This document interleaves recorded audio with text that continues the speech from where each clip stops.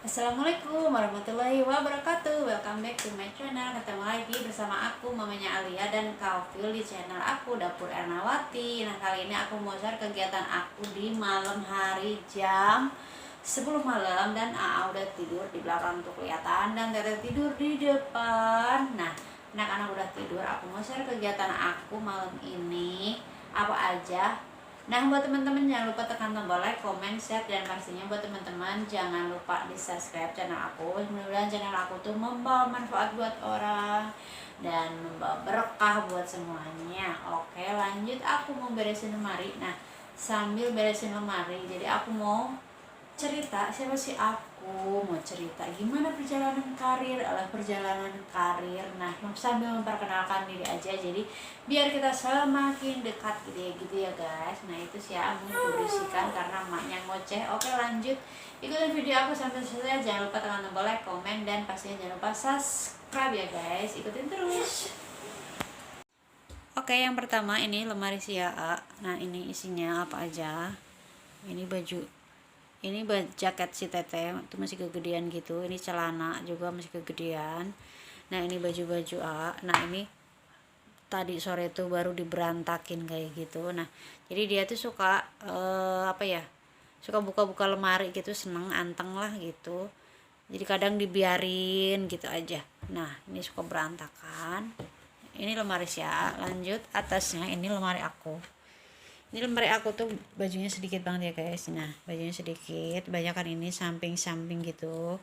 Ini tuh yang dikasih sama mbahnya sama neneknya kayak gitu. Jadi itu masih baru-baru, masih bagus-bagus kayak gitu.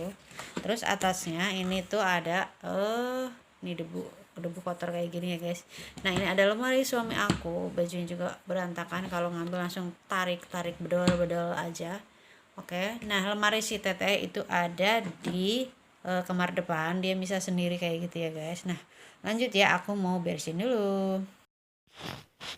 Nah, sambil beresin baju, aku mau perkenalan sebenarnya siapa aku dan perjalanan karir aku sampai saat ini. Aku anak kedua dari 4 bersaudara.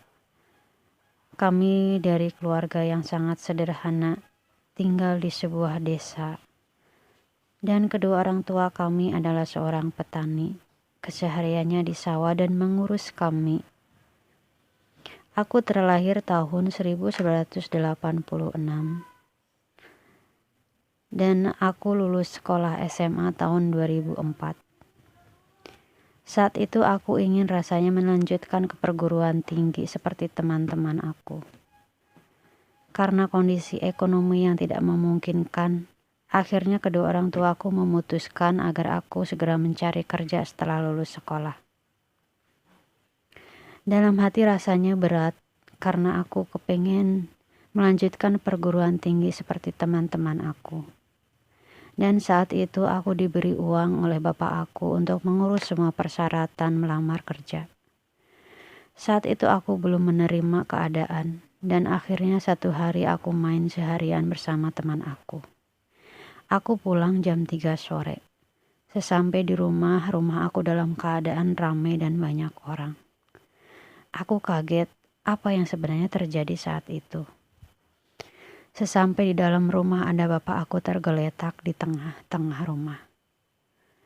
Hatiku hancur saat itu. Apa sebenarnya yang terjadi? Ternyata bapak aku mengalami kecelakaan kerja dan kakinya terluka sampai berdarah banyak. Hatiku runtuh saat itu. Aku merasa bersalah apa yang aku lakukan seharian ini. Aku tidak memenuhi amanat orang tua aku untuk mengurus semua persyaratan kerja saat itu. Akhirnya aku memutuskan keesokan harinya aku mengurus semua persyaratan kerja. Seharian aku udah urus semuanya. Dan akhirnya semua udah kelar saat itu. Keesokan harinya aku diantar bibi aku ke kota Purwakarta. Kami naik bis antar provinsi saat itu. Dan aku diantar ke saudara sepupu aku untuk melamar kerja. Dan lamaran kerja aku udah dimasukin. Aku menunggu hari panggilan itu. 1 hari 2 hari belum ada panggilan. Seminggu 2 minggu akhirnya juga belum ada panggilan. 3 minggu saat itu aku memutuskan pengen pulang ke rumah lagi. Aku menelpon orang tuaku saat itu bahwa sampai saat ini aku belum dapat panggilan kerja dan aku ingin pulang.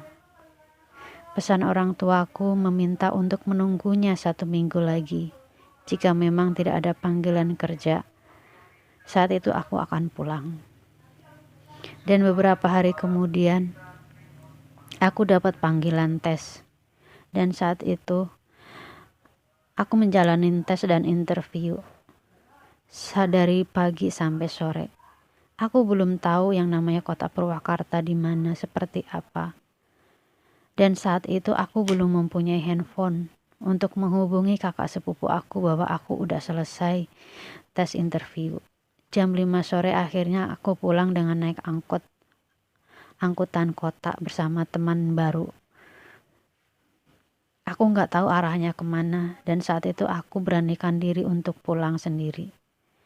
Aku tanya ke orang di setiap jalan. Ketika naik angkot aku harus turun di mana.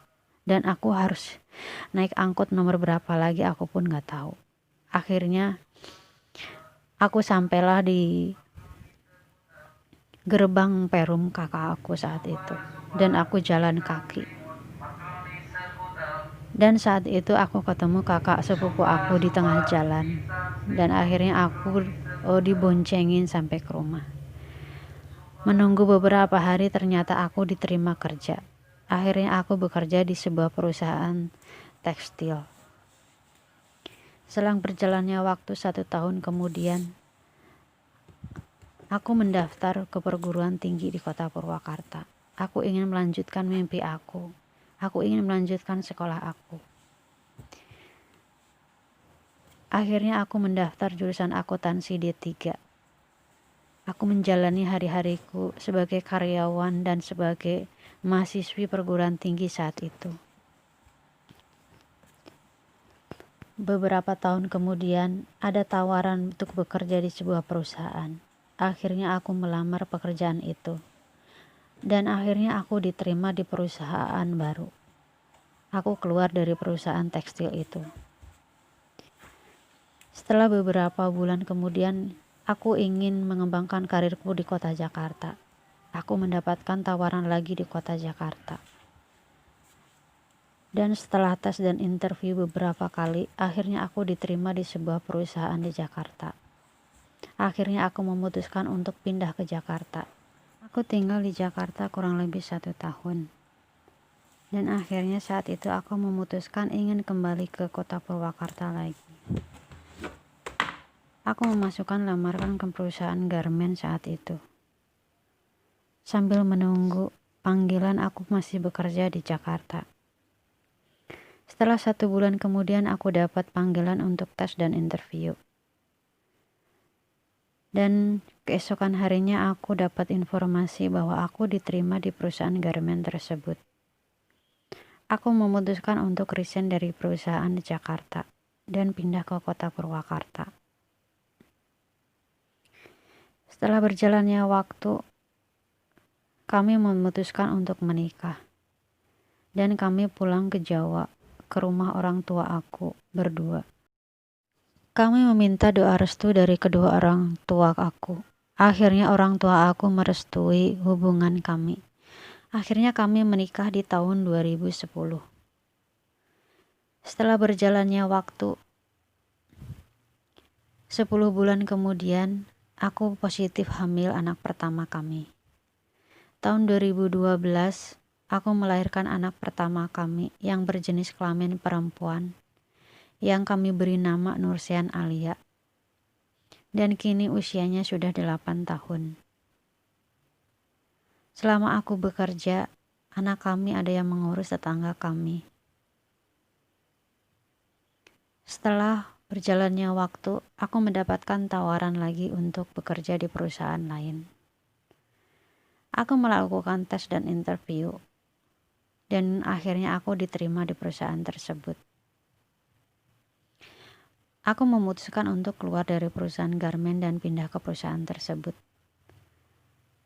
Dan saat itu aku nggak memberitahu kedua orang tua aku kalau aku sudah pindah perusahaan. Bahkan sebelumnya setiap aku pindah perusahaan, aku selalu mengabari kedua orang tua aku. Aku kembali bekerja seperti biasa. Dan akhirnya, anak kami yang pertama sudah tidak ada lagi yang mengasuh dikala aku bekerja. Di saat itu aku memutuskan untuk keluar dari perusahaan tersebut. Aku memutuskan untuk keluar kerja dan menjalani ibu rumah tangga di rumah. Itu memang keputusan berat buat aku, karena sebelumnya aku bekerja sebagai wanita karir. Setelah keluar kerja, akhirnya aku memulai usaha kecil-kecilan. Pesanan mulai datang dari teman dan dari media sosial dan satu persatu. Aku mulai mendapat tawaran dari sebuah rumah sakit untuk mensuplai snack untuk karyawan. Dan beberapa kemudian aku mendapat tawaran kontrak kerja dengan salah satu rumah sakit swasta. Aku memulai kontrak kerja di tahun 2018, bulan Februari. Di situ aku memulai kontrak kerja dengan rumah sakit tersebut. Aku mensuplai snack untuk karyawan dan pasiennya.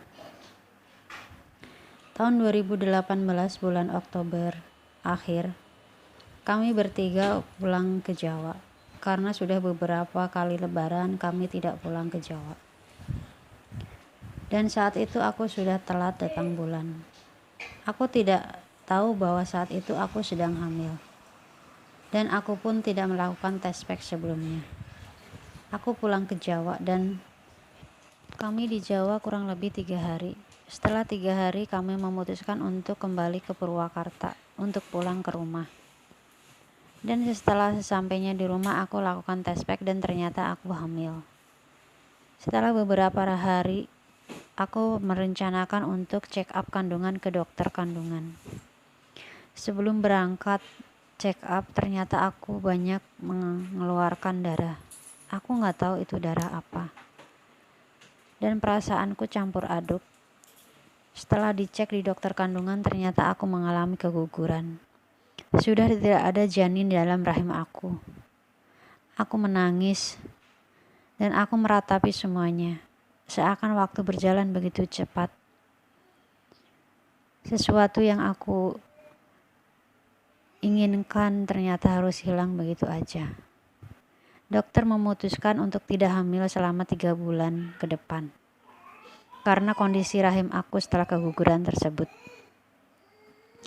Setelah 3 bulan ternyata aku telat datang bulan lagi. Kemudian aku tes pack ternyata aku positif hamil lagi. Aku sangat berhati-hati banget dengan kondisi saat ini. Karena dengan pengalaman sebelumnya aku mengalami keguguran.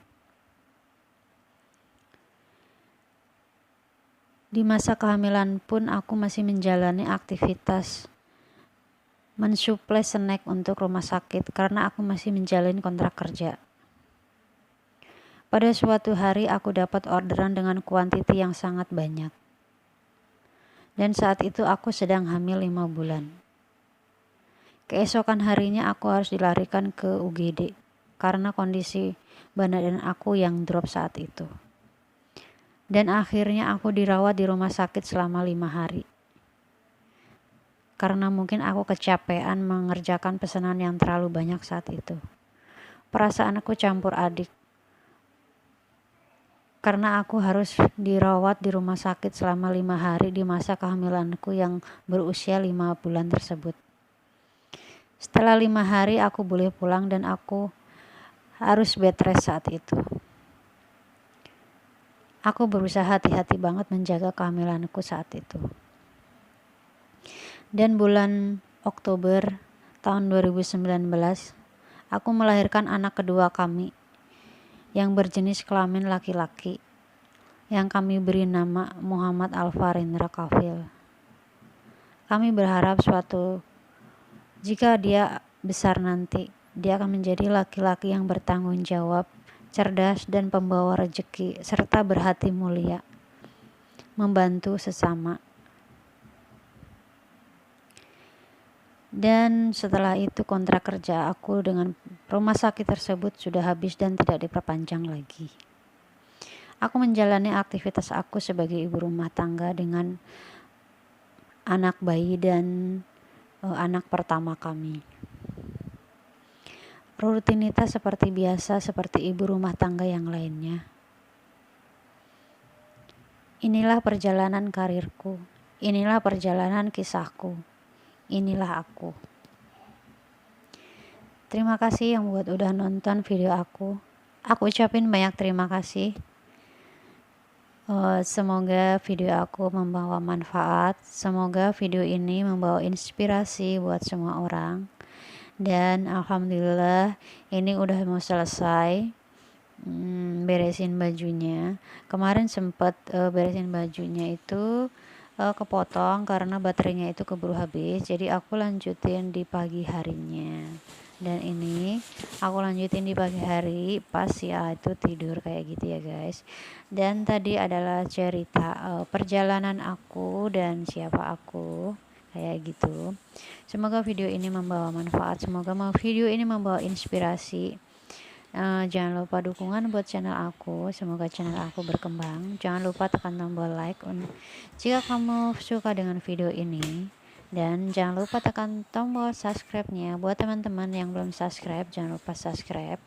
Dan buat teman-teman yang udah nonton video aku ucapin banyak terima kasih. Sampai ketemu lagi di video-video aku selanjutnya. See you.